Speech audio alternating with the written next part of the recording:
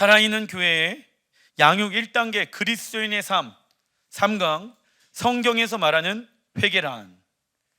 단락 1번, 하나님 나라에 들어갈 수 있는 방법은 무엇을 회개하는 것일까요? 내가 주인된 삶을 회개하는 것입니다. 적어놔 주십시오. 하나님 나라에 들어갈 수 있는 방법은 내가 주인된 삶을 회개하는 것이지요. 회개의 순서가 있습니다. 첫 번째, 마음으로 무엇을 깨닫습니까? 이게 굉장히 중요합니다. 자, 회개하라 천국이 가까이 왔다라고 말씀하고 있죠. 자, 세례 요한이 천국이 가까이 왔다, 하나님의 나라가 가까이 이 땅을 향하여 오고 있다라고 말씀하고 있죠. 이 땅을 향하여 가까이 오고 있다. 그래서 무엇을 행하여라? 회개를 행하여라. 회개한 자들이 어디에 들어갈 수 있다? 하나님 나라에 들어갈 수 있다. 자, 그런데 무엇이 우리 가운데 있어야 되냐면, 내가 범하고 있는 이 행위가 죄인가 죄가 아닌가에 대한 성령님의 계시가 필요하다는 거예요. 그래야지 무엇할 수 있습니까? 회개할 수가 있는 거예요. 회개할 마음을 가지고 있어야 돼야지 회개하는 건 아니겠습니까? 어떤 사람들은 교회를 열심히 다닙니다. 그런데 세상에서는 예수와를 믿지 아니하는 사람들과 똑같이 말하고 똑같이 생각하고 똑같이 감정을 느끼고 똑같이 생활하고 돈 쓰고 즐기고 있는데, 죄에 대한 가책이 있어요, 없어요? 없어요.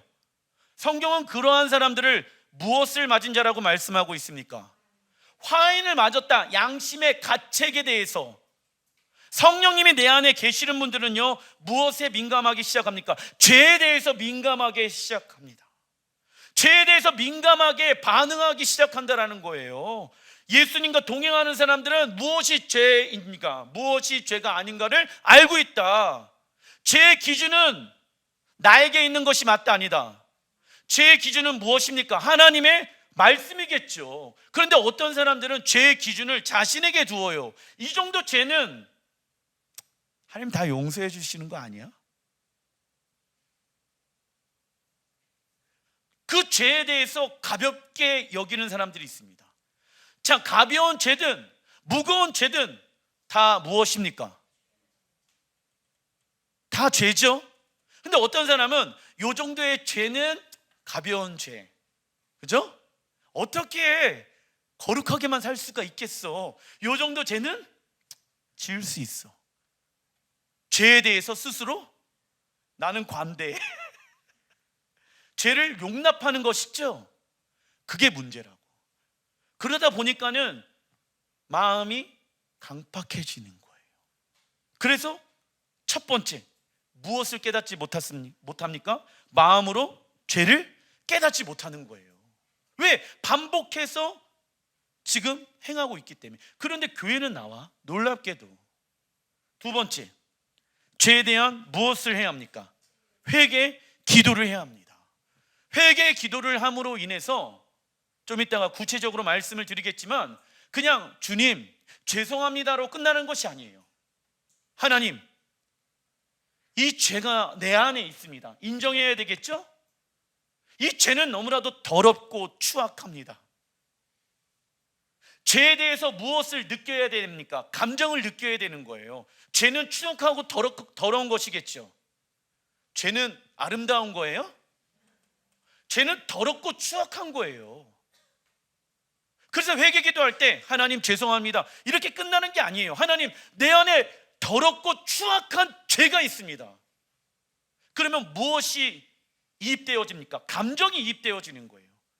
그 감정이 이입되어지다 보니까 예수님의 십자가의 사랑이 너무 크게 오게 되어지고, 그 안에 무엇이 일어나게 되어진 거예요? 감사와 찬양이 나오게 되어지는 거예요. 이거를 여러분들이 경험하셔야 됩니다. 그런데 그냥 와갖고 죄송해요, 한 주간 죄 지어서 이렇게 하는 것은 회개 기도가 아닙니다. 아시겠죠? 세 번째, 무엇을 해야 합니까? 하나님의 말씀으로 순종해야 합니다. 이게 회개의 순서예요. 이 첫 번째, 두 번째, 세 번째가 되어야지 무엇을 하였다? 회개를 하였다라고 성경은 말씀하고 있어요. 근데 어떤 사람들은 고백으로 끝나는 사람들이 있어요. 죄송해요, 미안해요, 하나님, 죄에 대해서 더럽고 추악하다라고 생각하지도 않고 느끼지도 않아요. 당연하다라고 생각해. 무엇을? 그냥 이 땅에서 육신으로 살아가는 것이 어쩔 수 없는 거 아니야? 그래서 예수님 오신 거 아니야? 그 예수님의 십자가의 은혜를 당연히 여기는 사람들이 있다고. 그래서 성경에 구원을 무엇하는 자들이 있다, 등한히 여기는 사람, 등한이라는 것은 소홀히 여기는 사람들이라고 말씀하고 있죠. 돈으로 살 수 없는 은혜를 우리에게 주셨는데 그 은혜를 어떤 사람들은 싸구려 취급한다라는 거예요.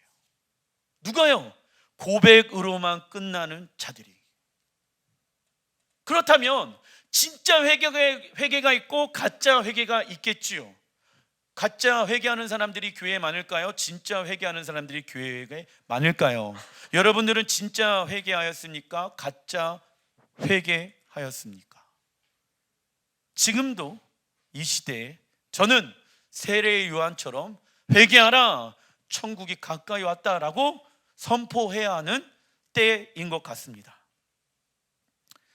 성경에서 말하는 회개란 죄에서부터 돌이켜 전화 주십시오. 마음과 생각과 삶까지 하나님의 말씀으로 돌아가는 삶. 회개란 죄에서부터 돌이켜 마음과 생각과 삶까지 하나님의 말씀으로 돌이키는 삶입니다. 그러나 어떠한 이들은 회개기도 하면서 자신의 죄를 하나님께 고백하는 것으로 끝내버립니다. 그리고 동일한 죄를 반복하며 종교적인 행위에 무엇을 합니까? 만족하게 되어지는 거예요. 내가 그래도 죄인이지만 하나님, 내가 용서를 빌기 위해서 오늘 이 시간 단풍 구경 가지 않고 교회 빠지지 않고 왔습니다, 이러고 있네. 이는 회개 기도가 아니라 무엇입니까? 후회하는 것입니다. 여러분들은 하나님 앞에 후회하고 있습니까? 회개 기도하고 있습니까? 이처럼 가짜 회개는 죄에 대해서 알고는 있어요. 무엇이 죄인지는 알고는 있어요. 그러나 삶이 하나님의 말씀으로 변화되지 않습니다. 에베소서 4장 13절 같이 한번 읽어보겠습니다. 시작. 우리가 다 하나님의 아들을 믿는 것과 아는 일에 하나가 되어 온전한 사람을 이루어 그리스도의 장성한 분량이 충만한 데까지 이르느니. 자, 믿는다라고 하면은 무엇이 동반되어야 합니까? 아는 일이 하나가 되어야 한다. 무슨 얘기예요? 하나님의 말씀을 알고만 있는 것에 머물러 있는 것이 아니라 우리의 삶과 일치되어야 한다. 그게 진정한 믿음이다. 우리가 예수와의 십자가를 통해서 그리스도인이 되었다면 믿는 것과 아는 일을 하나가 되어서 누구의 형상을 닮아가야 합니까? 예수와의 형상을 닮아가야 합니다. 그래서 그리스도인의 인생의 목적이란, 읽어보겠습니다. 시작. 신랑 예수와의 형상을 닮아가는 것입니다. 신랑 예수와를 향해 진짜 갈망함을 가지고 있는 자들은 내 삶이 변화되어지길 원하지요. 무엇으로? 하나님의 말씀. 진짜 주님을 갈망하고 진짜 주님을 사랑한다라고 하면은 어떠한 갈망들이 우리 안에서 일어나게 되어집니까? 내 삶이 하나님의 말씀으로 변화되고자 하는 갈망함들이 우리 안에서 일어나기 시작한다고. 그래서 자연스럽게 정말 하나님을 사랑하는 사람들은 죄에 대해서 추악하고 더럽다라고 생각하며 죄를 가까이 하지 않는다고요. 누가요? 하나님을 진짜 갈망하고 사랑하는 자들이. 우리가 하나님을 갈망합니다, 우리가 하나님을 사랑합니다라고 고백하잖아요. 그러면 그 고백이 진짜 고백인지 가짜 고백인지 하나님은 무엇을 보고 알 수 있습니까? 우리의 삶인 거예요, 결국. 물론 회개하는 삶은 쉽지 않습니다. 좋아하는 것을 끊을 수도 있고 아픔이 있을 수 있습니다. 그러나 그리스도인이 회개를 즐거워해야 하는 이유는 무엇입니까? 읽어보겠습니다. 시작. 회개는 오직 이 땅에서만 할 수 있으며 회개를 통해서만이 신랑 예수와의 형상을 닮아갈 수 있습니다. 아멘. 무엇을 통해서만이 신랑 예수와의 형상을 닮아갈 수 있습니까? 회개인 거예요. 그러면 회개는 마음과 생각과 내 삶이 말씀으로 돌이키는 것이잖아요. 이것을 신부의 무엇이라고 얘기합니까? 단장이라고도 얘기를 하고, 신부의 열심이 그 안에 있는 거예요. 왜 회개하는데 열심을 냅니까? 장차 신랑 예수와를 나는 맞이해야 할 신부이기 때문에, 그게 내 인생의 비전과 목적이 되는 것 아니겠습니까?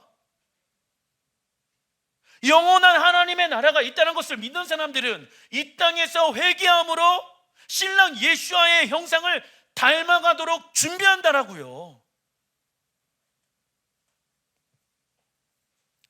이처럼 회개하는 삶은 신랑 예수와를 사랑하는 신부의 열심, 적어놔 주십시오.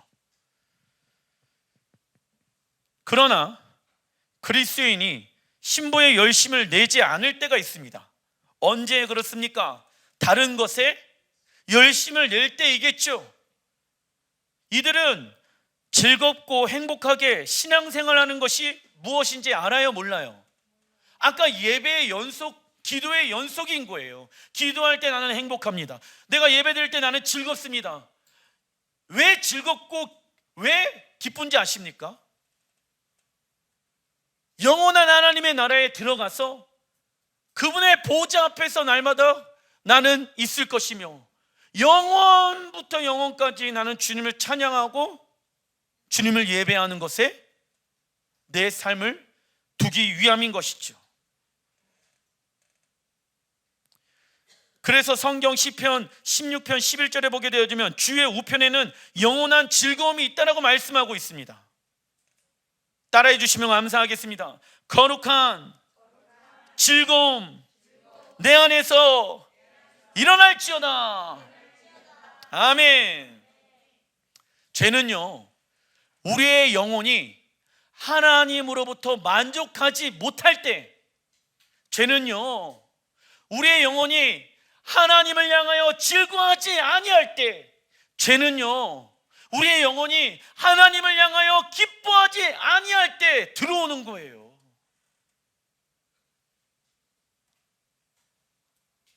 많은 사람들이 행복하게 신앙생활 하는 것이 무엇인지 모르고 신앙생활하고 있는 사람들이 있을 것입니다.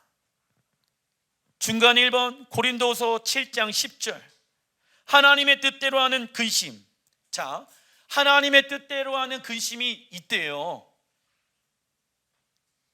그러면 반대로 세상 근심이 있겠죠. 여러분들은 자녀의 근심, 재정의 근심, 직장의 근심, 내 건강의 근심이 많은가? 아니면 하나님의 뜻대로 내가 이렇게 순종하고자 하는 근심이 많은가를 점검해 보셔야 합니다. 어떠한 근심이 많은가? 문제가 많은 우리의 가정 때문에 내 근심이 많은가?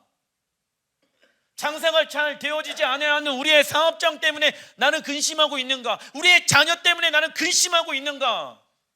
무엇 때문에 여러분들은 근심하고 있습니까? 세상의 근심은 우리의 영혼을 어떻게 만듭니까?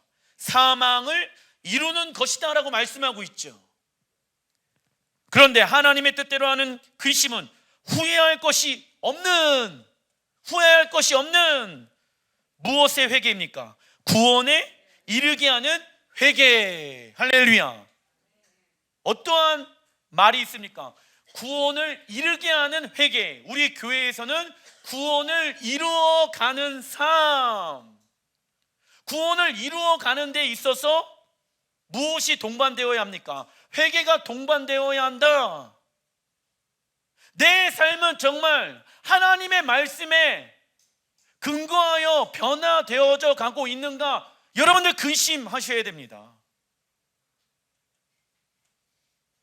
그런데 세상 근심으로 가득 차고 있다라고 하면은 그 사람은 구원을 이루어내고 있지 않다라는 결과인 거예요. 사도 바울은 두 가지 근심에 대해서 말씀하고 있지요. 첫 번째 읽어보겠습니다. 시작. 하나님의 뜻대로 하는 근심은 구원에 이르게 하는 회개입니다.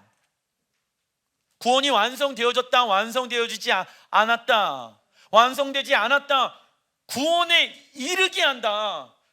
그렇다면 회개하지 아니하면 구원에 이르지 못하겠죠. 언제까지 회개합니까? 예수께서 이 땅에 오실 때까지. 할렐루야. 목사님, 지겨워요.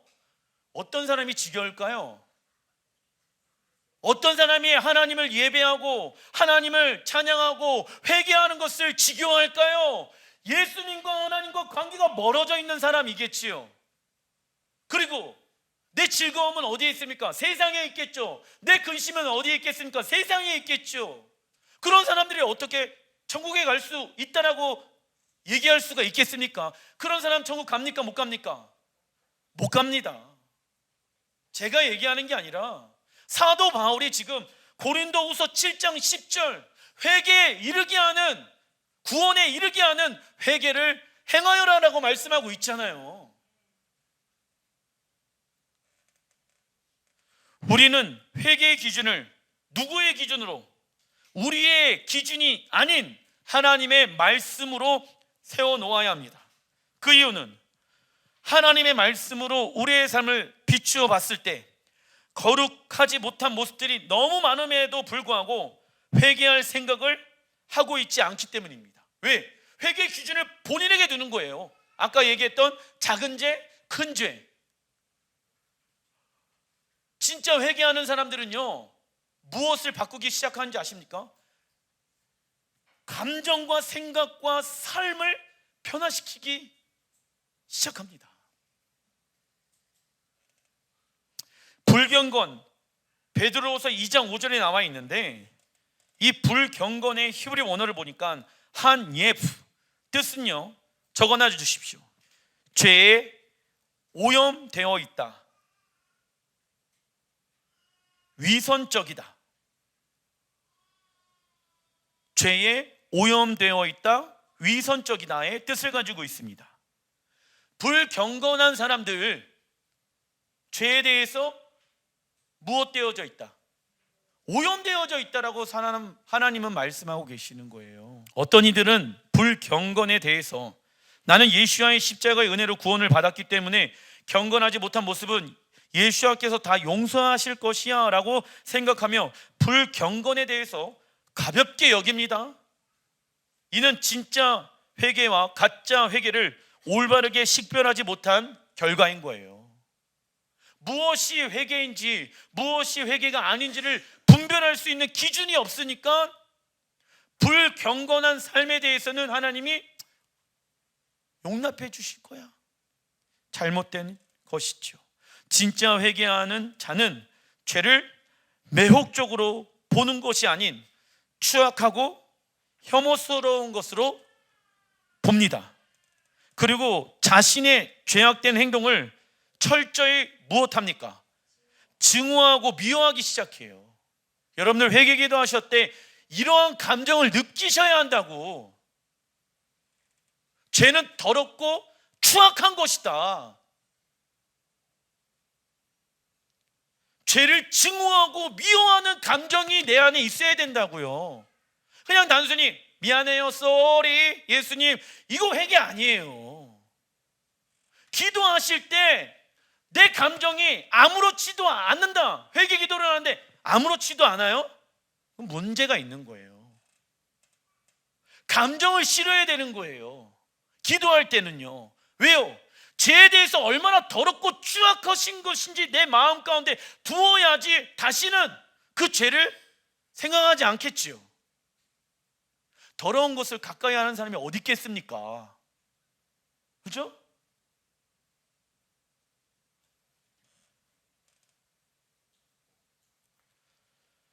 그리고 자신의 감정과 생각을 하나님의 말씀으로 변화시킵니다. 그 이유는 우리의 죄는 하나님으로부터 영원한 벌을 받아 마땅하다는 것을 알고 있기 때문입니다. 말로 짓는 죄, 감정으로 짓는 죄가 있을 거 아니에요. 생각으로 짓는 죄가 있을 건 아니겠습니까? 그런데 왜 그 감정과 그 생각을 너무 관대하게 생각하는 사람들이 있어요. 어쩔 수 없는 거 아닌가? 나는 태어날 때부터 이렇게 살았어. 이런 사람들이 있어요. 합리화할 수 없습니다. 우리는요, 누군가에 의해서 만들어진 사람들이에요. 그죠? 부모의 잘못되어진 말과 행동에 의해 내 안에 상처로 잘못된 내 감정이 있을 수 있고, 내 행동이 있을 수 있고, 내 생각이 있을 수 있다라는 거예요. 하나님, 이 감정은 무엇입니까? 내가 이러한 감정을 가지면 안 되는 상황인데, 하나님, 나는 왜 이러한 감정을 느낍니까? 별것도 아닌데 어떤 사람은 화를 갑자기 버럭 내는 사람들이 있어요. 그러겠죠? 정말 사소한 일인데 어떤 사람은 화를 갑자기 버럭 내요. 그러면 그때 기도해야 되는 거예요. 하나님, 내 안에 왜 이러한 분노가 있습니까? 아무것도 아닌데 어떤 사람은 갑자기 우울해지는 감정 가운데 빠지는 사람들이 있어요. 하나님, 이 감정은 도대체 어디에서부터 오는 것입니까? 하나님께 여쭤봐야 된다고요. 왜요? 그 감정이 죄를 짓고 있잖아요. 지금 나는 새롭게 태어난 사람이잖아요. 그런데 왜 자꾸 나는 옛 자아에 의해서 살아가고 있습니까? 하나님, 내가 아직 끊어내지 못하는 영역이 있습니까? 내가 회개하길 원합니다. 내가 그 감정을 잘못된 것으로 여기길 원합니다. 그런데 시간이 지나니까 또 그 감정이 갑자기 올라와. 비슷한 환경에 처해지면 또 그 감정이 막 올라와. 그러면 어떻게 됩니까? 눌러야 되는 것이겠죠. 예수와의 이름으로. 어떤 사람은 참죠. 믿음이 없는 사람은 참아요. 그냥. 그럼 병나요. 그런데 우리 예수와를 믿는 사람들은 그 죄와 싸워야 되는 건 아니겠습니까? 근데 안 싸워요. 안 싸워. 왜 안 싸울 거예요? 피곤하니까. 평생 그렇게 살아왔으니까. 그게 왜 그런지 아십니까? 옛 자아에 의해서 살아가는 게 더 편한 거예요. 우리는 새롭게 태어난 사람 아니겠습니까? 그러면 새롭게 태어난 사람들은요, 새로운 삶의 방식이 있다라고 성경은 말씀하고 있잖아요. 근데 왜 우리는 옛 자아에 의해서 사는 것을 당연하게 여길까요? 그것은 아직 내가 죄의 종노릇하고 있는 모습인 거예요.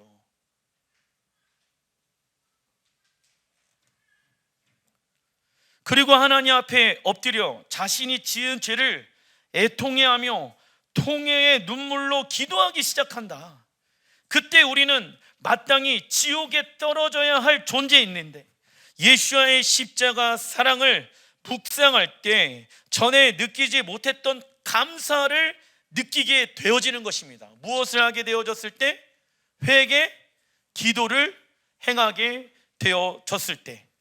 그리고 과거의 죄로 돌아가는 행동은 합니까? 안 합니까? 안 합니다. 죄를 미워하기 시작하며 새 사람으로 살아가는 것이죠. 이것이 구원에 이르게 하는 무엇입니까? 회개인 거예요. 둘째, 세상 근심은 우리를 무엇에 이르게 합니까? 사망에 이르게 한다. 사단은 세상 근심을 통하여 우리의 영혼에 들어오며 무엇까지도 빼앗아 갑니까? 목숨까지도 빼앗아 간다. 사람의 감정과 생각은 나를 바라보는 시각, 삶의 우선순위, 목표 등을 이 모든 것들이 흘러나오는 샘물이에요. 무엇이요? 우리의 생각과 감정이. 비전, 살아가는 삶의 우선순위, 나를 바라보는 시각, 무엇이요? 우리의 감정과 생각이.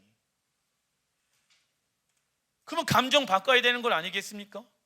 생각 바꿔야 되는 건 아니겠습니까? 무엇으로요? 말씀으로. 다음은 가짜 회개에 대해서 알아보겠습니다. 마태복음 7장 21절 시작. 나더러 주여 주여 하는 자마다 다 천국에 들어갈 것이 아니요 다만 하늘에 계신 내 아버지의 뜻대로 행하는 자라야 들어가리라. 구원이 시작된 하나님 백성들이 하나님의 말씀을 따르지 않는다면 어떻게 됩니까? 하나님을 향한 사랑이 식어지게 되며 결국 무엇을 잃어버리게 됩니까? 구원을 잃어버리게 되어집니다. 그리고 불법을 행하는 자가 되겠지요. 그리스도인에게 불법이란 시작 삶의 방식이 하나님 나라의 방식이 아닌 세상 방식으로 살아가는 자. 우리는 구원받은 하나님 나라의 백성이잖아요. 하나님의 나라는 법이 존재한다. 하나님의 나라의 법은 이 땅에서 살아가는 그리스도인들에게 적용되어진다. 그리스도인에게 불법이란 내가 삶의 방식이 하나님의 나라의 방식이 아닌 세상 방식으로 살아가는 것이 불법입니다. 요한복음 15장 5절의 말씀 읽어보겠습니다. 시작. 나는 포도나무요 너희는 가지라. 그가 내 안에 내가 그 안에 거하면 사람이 열매를 많이 맺나니 나를 떠나서는 너희가 아무것도 할 수 없음이라. 사람이 내 안에 거하지 아니하면 가지처럼 밖에 버려져 마르나니 사람들이 그것을 모으다가 불에 던져 사르니라. 예수와는 구원이 시작된 우리에게 많은 열매를 맺으라고 말씀합니다. 열매는 하나님의 말씀이 우리의 생각 가운데, 우리의 감정 가운데, 삶 가운데 나타나는 것을 의미하겠죠? 성령의 9가지의 열매를 의미하기도 합니다. 물론 예수야를 믿은 지 얼마 안 된 사람들은 열매가 나타나지 않을 수 있습니다. 그러나 예수야를 오랫동안 믿었는데도 불구하고 열매가 나타나지 않는 이는 나는 구원을 이루어가고 있는가를 점검해 봐야 합니다. 구원에 이르게 하는 회개를 하고 있는가를 점검해 봐야 하는 것이죠. 그런데 구원의 열매가 없는데도 불구하고 나는 예수야를 믿고 있고, 그러니까 믿는 믿음도 잘못되어진 것이겠죠? 주일날 예배를 빼먹지 않고 예배를 드리러 왔기 때문에 구원을 얻을 수 있다라는 것은 무엇 하는 것입니까? 자기 스스로에게 속는 것입니다. 디모데전서 4장 1절 성령이 밝히 말씀하시길 후일 마지막 때에 대해서 사도 바울이 성령님의 지혜를 받게 되어집니다. 후일에 어떤 일이 일어납니까? 어떤 사람들이 믿음에서 떠나, 즉 예수야를 믿는 사람들이겠죠? 믿음에서 떠나는 사람들이 있대요. 그리고 미혹하는 영이 나오죠. 미혹의 영이란 내가 틀렸어요. 그런데 본인이 맞다라고 우기고 있죠. 미혹의 영이에요. 하나님의 말씀으로 비춰봤을 때 엉터리의 삶을 살고 있는데 본인은 하나님의 자녀다 굳건하게 믿고 있는 사람들이 있더라. 그리고 무엇의 가르침을 받게 되어집니까?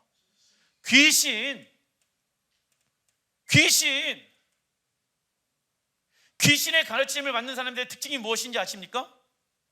육신의 생각부터 하기 시작합니다.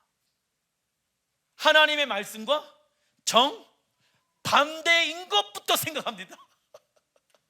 놀랍죠? 이렇게 지속적인 삶을 살다 보니까 이전에 자기 양심이 화인을 맞아서 외식함으로 무엇을 한다? 거짓말하는 자들이라. 고백하고 있는 그 신앙의 고백이 다 거짓말이다. 사도 바울은 성령님의 인도하심을 받아 후일에 마지막 때에 일어날 일들에 대해서 선포하게 됩니다. 첫째, 그리스도인들 중에서 믿음 생활에 떠나 미혹의 영과 귀신의 가르침을 따르게 될 것입니다. 귀신의 가르침 가운데 있는 사람들은 자연스럽게 어떤 생각을 한다? 내가 쥐인된 생각을 하면서 살게 될 것입니다. 둘째, 자기 양심에 화인을 맞게 되어진다. 이는 성령님께서 죄에 대한 찔림을 주셨는데도 불구하고 회개하지 아니하고 여전히 내 생각대로 살아가는 자를 말합니다. 요한복음 14장 21절 읽어보겠습니다. 시작. 나의 계명을 지키는 자라야 나를 사랑하는 자니. 아멘. 하나님의 계명을 지키지 않으면 하나님을 무엇하지 않는 것입니까?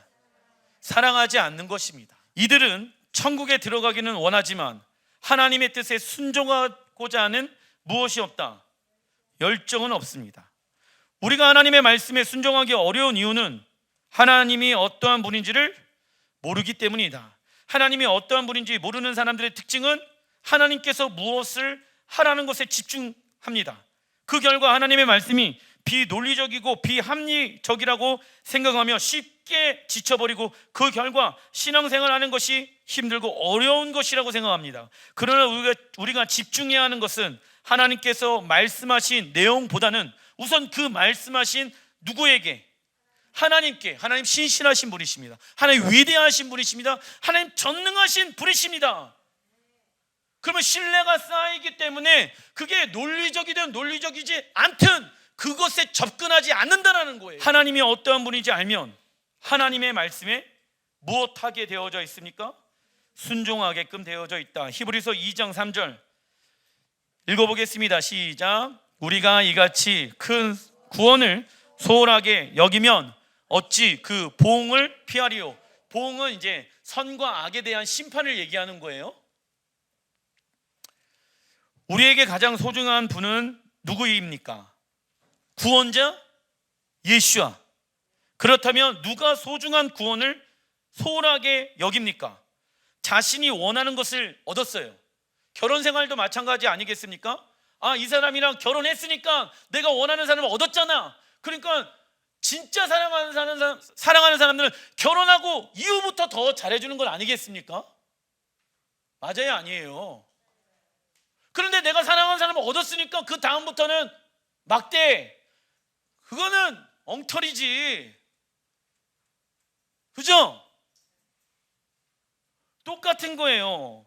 누가 소중한 구원을 소홀하게 여깁니까? 자신이 원하는 구원을 얻었기 때문에 더 이상 예수와의 관계가 소중하지 않는 자가 구원을 소홀히 여길 것입니다. 에베소서 5장 16절 세월을 아끼라 때가 악하나니. 왜요? 시간이 제한되어져 있다라고 말씀하고 있죠. 17절 그러므로 어리석은 자가 되지 말고 오직 주의 뜻이 무엇인가를 이해하라. 사도 바울이 세월을 아끼라고 한 이유가 무엇입니까? 우리의 무엇은 제한되어져 있기 때문일까요? 시간. 사단은 제한되어진 우리의 시간을 하나님 나라에 들어갈 준비를 하지 못하게끔 방해하며 죄 가운데로 인도한다. 우리는 제한되어진 시간을 통해서 영원한 하나님 나라에서 살아가는 삶을 배워야 합니다. 다음은 구원의 세 가지 시제를 알아보겠습니다. 단락 2번 로마서 6장 22절 그러나 이제는 너희가 죄로부터 해방되고 무엇입니까? 칭의. 칭의 이 부분은요 구원의 과거 시제로 적혀져 있습니다. 그리고 하나님께 종이 되어 거룩함에 이르는 열매를 맺었다. 무엇입니까? 성화. 거룩한 열매를 이 땅의 시간들을 통해서 회개하는 시간들을 통하여서 열매를 맺어야 한다. 그 마지막은 영생이라. 영화 적어놔 주십시오. 한 문장 안에 사도 바울은 구원에 대해서 세 가지 시제를 동시적으로 사용하고 있죠. 과거 시제, 현재 시제, 미래 시제로 사용하고 있습니다. 그러면 그 이유가 있겠지요? 첫째, 과거 시제를 사용하고 있습니다. 나는 구원을 얻었습니다. 로마서 5장 12절 그러므로 한 사람으로 말미암아 죄가 세상에 들어오고 죄로 말미암아 사망이 들어왔나니 이와 같이 모든 사람이 죄를 지었으므로 사망이 모든 사람에게 이르렀느니라. 한 사람 아담이죠. 한 사람으로 인해 세상에 죄가 들어오게 되어지며 그 죄로 인해 무엇이 깨어지게 되어집니까? 하나님과 우리의 관계가 깨어지게 됩니다. 여기서 죄의 속성을 알아야 하는데, 죄는 무엇을 받아야 할까요? 형벌. 죄의 값은 사망이다. 우리의 죄를 위해 우리가 죽어야 하는데 예수님께서 대신에 십자가에서 갈기갈기 찍히시고 죽으셨습니다. 그리고 부활하셔서 우리에게 새 생명을 주었지요. 우리는 예수와의 피로 인해 하나님과의 깨어졌던 관계를 회복되어졌습니다. 그리고 하나님이 내 삶의 주인이 되어졌지요. 이는 하나님의 전적인 은혜로 구원을 얻게 된 것입니다. 이것을 믿음으로 구원을 얻는다는 의미로서 무엇이라고 말합니까? 칭의라고 말합니다.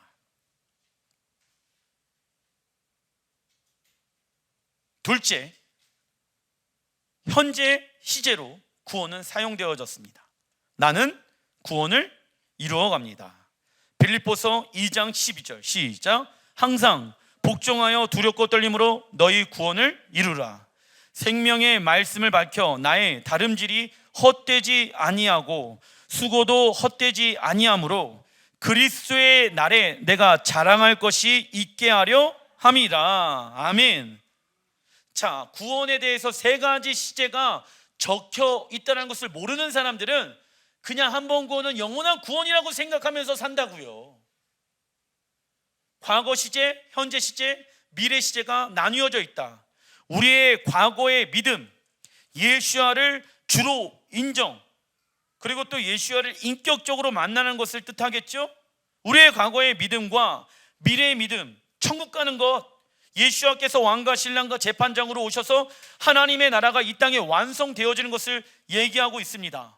그런데 현재의 믿음, 예수와가 나의 왕이십니다가 없다라고 하면 그 믿음은 하나가 될 수 없습니다. 과거, 현재, 미래가 하나가 될 수 없고 분리되어져 있는 것이죠. 성경은 예수와의 십자가 사건이 과거에만 머물러 있는 것이 아니라 현재의 삶 가운데 구원을 이루어가야 한다고 말씀하고 있습니다. 그 이유는 우리가 과거에 예수와를 통해 죄에서 건져냄을 받았지만 또다시 무엇을 지을 수 있습니까? 죄를 지을 수 있기 때문에. 죄는 하나님과의 관계를 멀게 한다. 그죠? 그래서 죄는 무엇을 가지고 있습니까? 힘. 죄의 속성 두 번째이죠. 죄는 힘을 가지고 있습니다. 사단은 우리를 세상의 종으로 만들고 힘들고 어렵게 이 땅에서 살게 합니다. 그러나 구원을 이루어가는 자는 무엇과 싸우기로 결정합니까? 죄와 세상과 싸우기로 결정한다고. 아까 사도 바울이 얘기했던 나의 다름질 헛되지 아니하고 수고도 헛되지 아니한다. 왜 싸웁니까? 우리가 싸우고 있는 이러한 모든 영적 전쟁은요, 헛된 것이 맞다 아니다? 아니다. 왜요? 그리스도의 날에 내가 자랑할 것이 있게 하려 함이다. 할렐루야. 구원을 이루어가는 삶을 얘기하고 있는 것입니다. 죄와 싸우지 않으면 절대 이길 수 있습니까? 없습니까? 없습니다. 결단하는 거예요. 하나님, 내가 오늘도 내 죄와 싸우기로 결정합니다.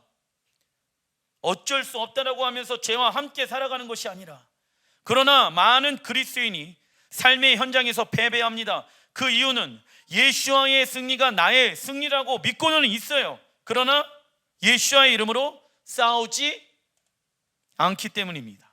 우리가 예수와의 이름으로 죄와 세상과 싸우기로 결정한다면 승리는 누구의 것? 우리의 것, 나의 것. 이러한 삶을 살아가는 것을 뭐라고 얘기합니까? 성화. 적어놔 주십시오. 그런데 많은 그리스도인들이 이 성화가 빠져 있다고. 부흥회 또는 어떠한 예배 가운데 예수님을 인격적으로 만나고 죄에 대한 고백이 나왔어요. 그것으로 끝내버리고 나는 구원받았다라고 생각하는 사람들이 있어요. 그건 과거의 믿음이죠.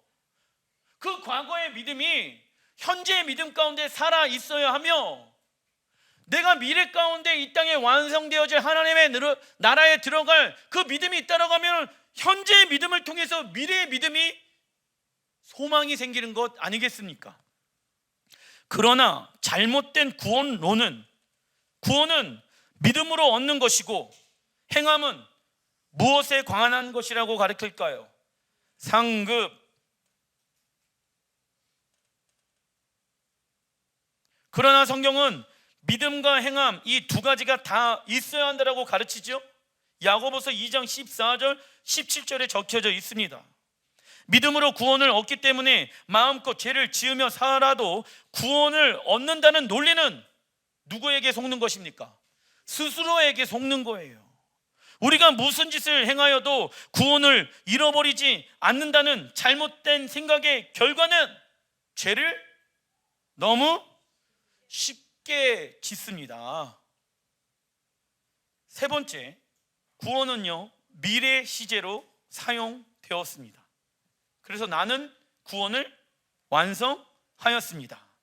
계시록 21장 2절, 거룩한 성 새 예루살렘이 하나님께로부터 하늘에서 내려오니 그 준비한 것이 신부가 남편을 위하여 단장한 것 같더라. 이 날을 우리는 기대하고 소망해야 합니다. 이때 구원이 완성되어지는 거예요.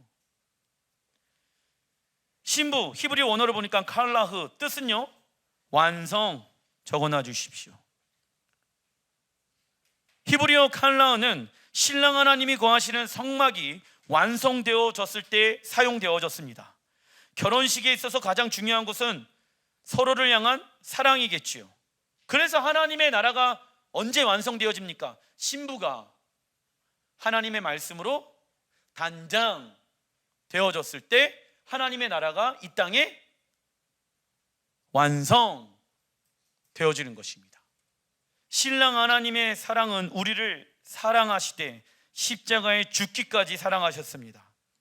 그분의 사랑은 완벽한 사랑이십니다. 그렇다면 신부인 성도가 신랑이신 예수와를 향한 사랑의 마음으로 단장되어졌을 때 하나님의 나라가 무엇 되어집니까? 완성되어지는 것입니다. 그리고 신랑과 신부가 만날 때 비로소 참된 안식을 경험하게 될 것입니다. 이를 무엇이라고 말합니까? 영화라고 말합니다. 이때 우리의 구원은 완성되어지며 우리 안에 있는 죄는 어떻게 되어집니까? 완벽하게 사라지게 됩니다. 여러분들 점검해 봅시다. 나는 첫 번째, 회개에 대해서 즐거워하고 있는가? 즐거워하지 않고 있는가? 여러분들 믿는 사람들 주변에 여러분들의 남편, 여러분들의 아내는 회개를 즐거워하고 있는가? 즐거워하지 않고 있는가를 여러분들이 점검해 주어야 합니다. 한 번 회개는 영원한 회개가 아닙니다. 신랑 예수와를 사랑하는 사람들은 회개를 통해서 예수님의 형상을 닮아가는 것을 사모하기 시작합니다. 믿음은 회개랑 연결되어져 있어요. 그렇죠? 회개하지 아니하는 믿음은 죽은 믿음이 되어지는 거예요. 구원에 이르게 하는 회개를 날마다 하시길 주님의 이름으로 축원드립니다. 기도하겠습니다.